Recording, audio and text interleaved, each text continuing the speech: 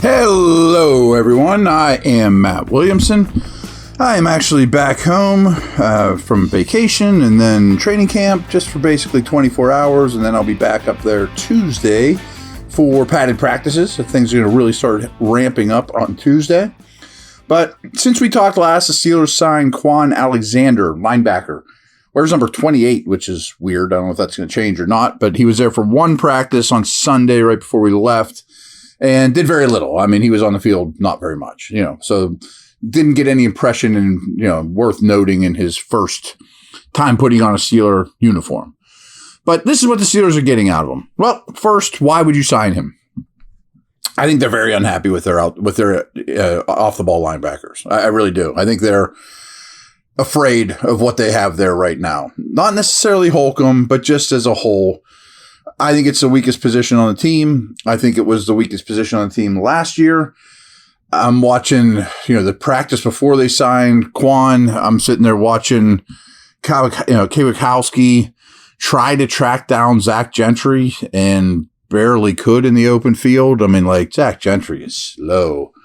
And there's nothing, showing you playmakers. So what are they getting in Alexander? Well, he's been sort of hit or miss throughout his career. Highly recruited, highly athletic LSU linebacker, undersized, run and hit. I mean, that's what this guy does. And he runs well, changes direction well. He's a fluid athlete.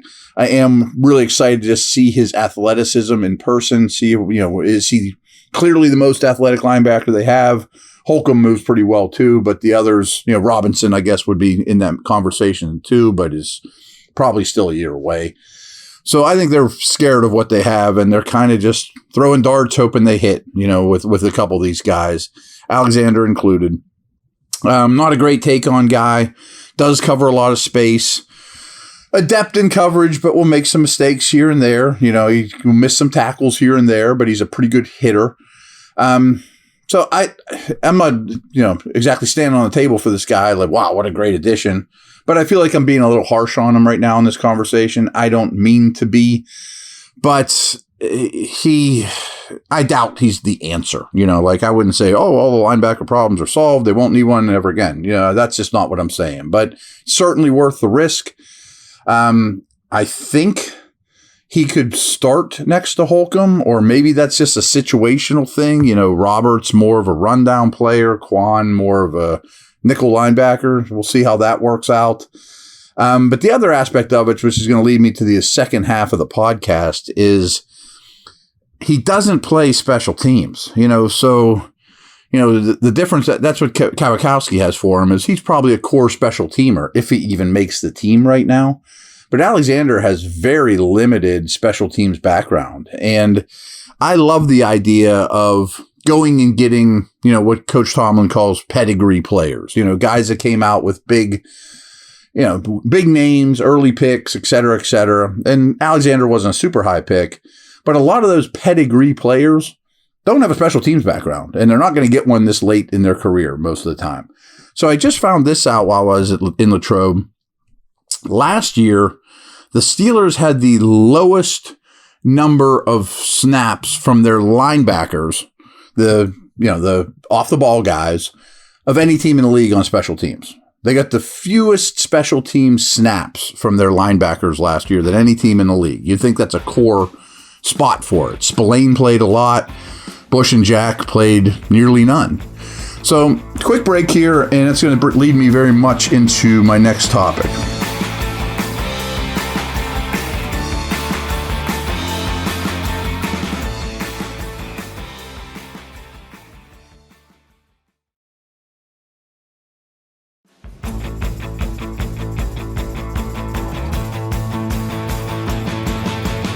Okay, so I'm sure some of you are putting together, 53-man rosters, and this guy's in, this guy's out.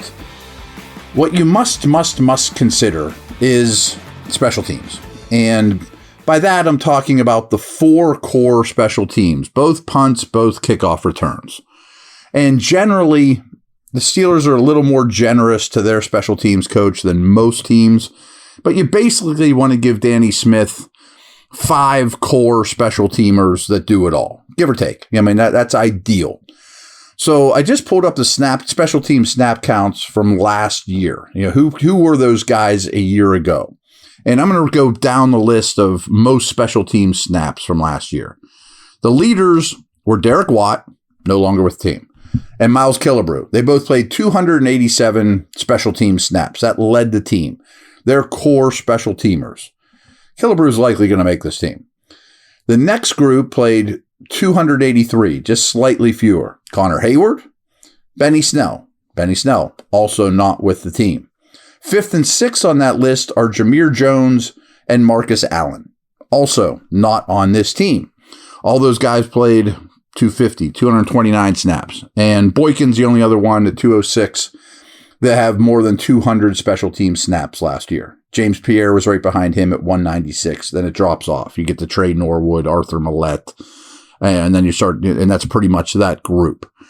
So just real quick, I'm going to go through the roster. Well, no quarterbacks or no offensive linemen are going to be one of these core special teamers. Of the running backs, none of them are going to do it either. Including McFarland's not going to learn overnight. You don't have Snell, so you don't get a running back out of the mix.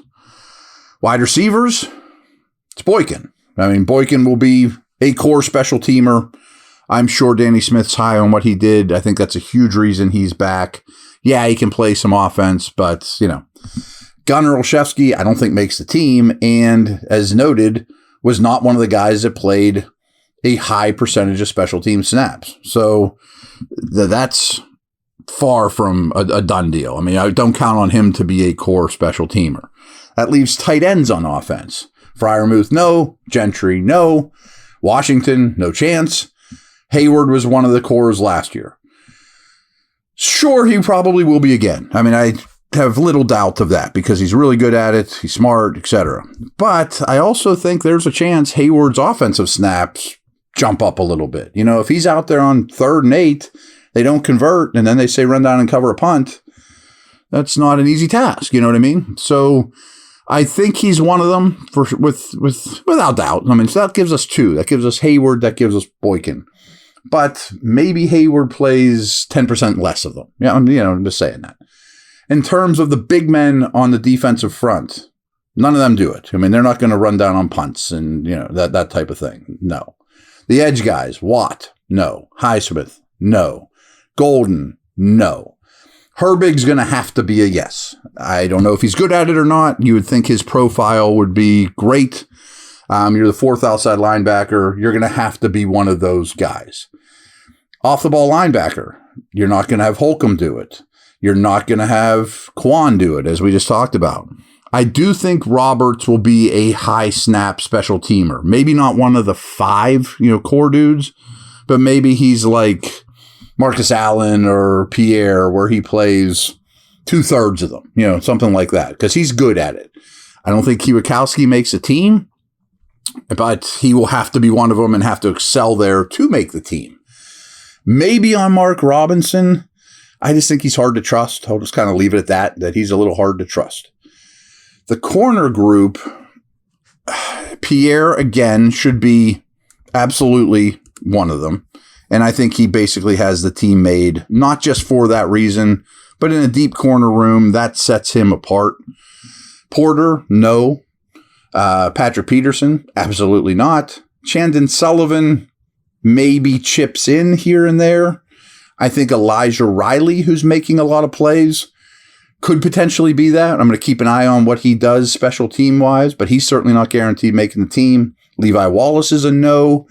And I wonder, Corey Trice, who I think has basically never done it, kind of a high pedigree guy in college, could he look at a Pierre and say, that's a good path for me until I can become a defensive player?